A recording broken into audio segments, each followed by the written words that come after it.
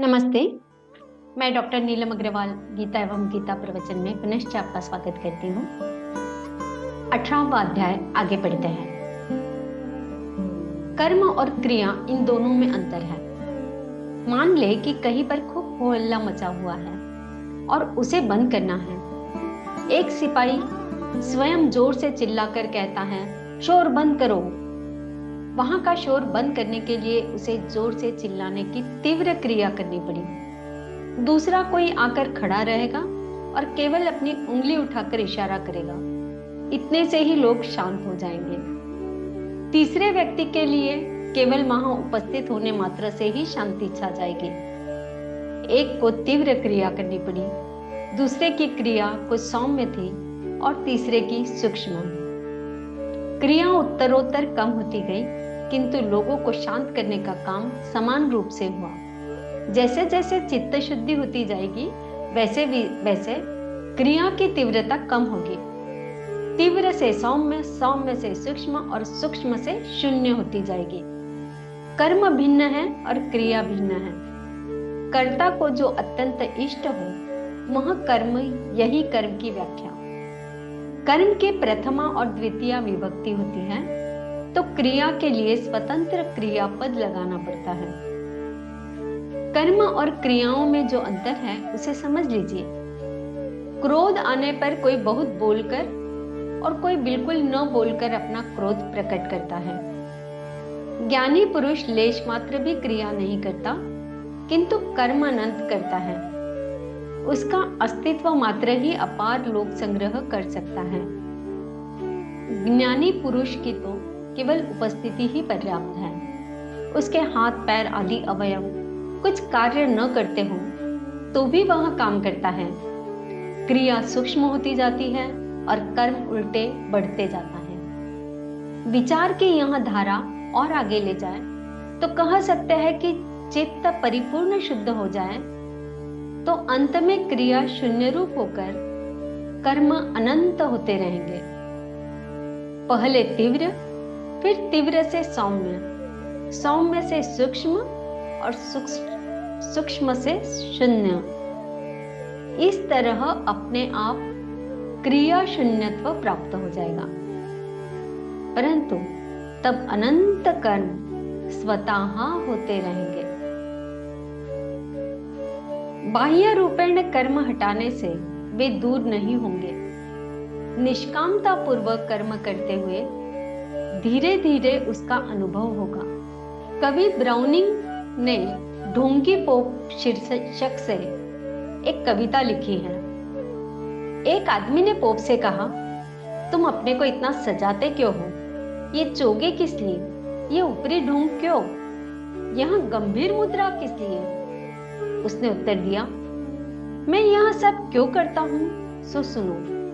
संभव है यह नाटक, यह नकल करते करते किसी दिन अनजाने में ही मुझ में श्रद्धा का संचार हो जाए। इसलिए निष्काम क्रिया करते रहना चाहिए। धीरे धीरे निष्क्रियत्व भी प्राप्त हो जाएगा। आइए कुछ श्लोक पढ़ते हैं। मुक्त संगो नहं वादी धृत्युत्साह समन्वित सिद्ध सिद्धयोः निर्विकार कर्ता सात्विक उच्यते। जो कर्ता संग रहित, अहंकार के वचन न बोलने वाला, धैर्य और उत्साह से युक्त तथा कार्य के सिद्धि होने और न होने में हर्ष शोकादि विकारों से रहित है, वह सात्विक कहा जाता है।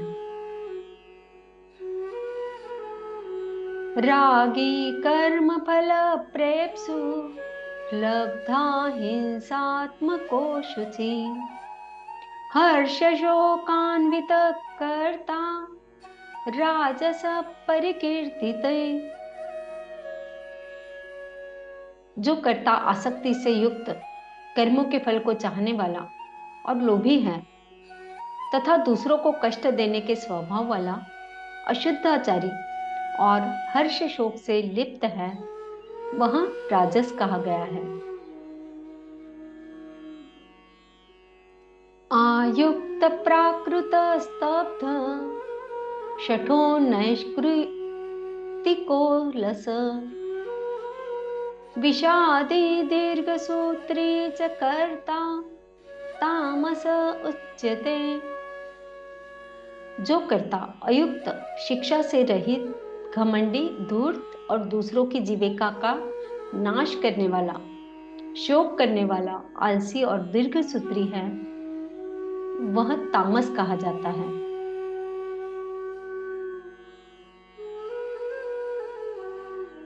बुद्धेर्भेदं धृतेश्चैव गुणतत्त्रिविधं शृणु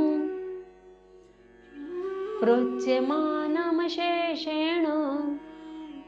पृथक्त्वेन धनंजय। हे धनंजय, अब तो बुद्धि का और धृति का भी गुणों के अनुसार 3 प्रकार का भेद मेरे द्वारा संपूर्णता से विभाग पूर्वक कहा जाने वाला सुन।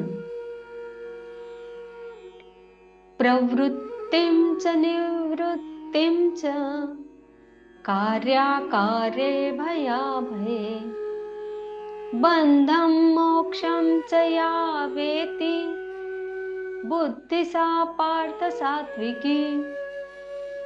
हे पार्थ, जो बुद्धि प्रवृत्ति मार्ग और निवृत्ति मार्ग को, कर्तव्य और अकर्तव्य को, भय और अभय को तथा बंधन और मोक्ष को यथार्थ जानती है, वह बुद्धि सात्विकी है।